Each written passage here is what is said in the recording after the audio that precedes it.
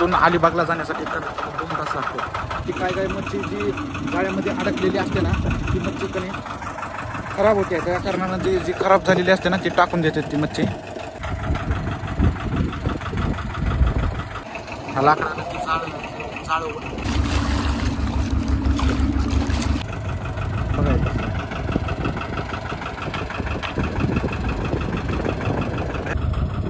लय डेंजर दात आहे. आपल्या मोठा दात आहे दादा बघायला की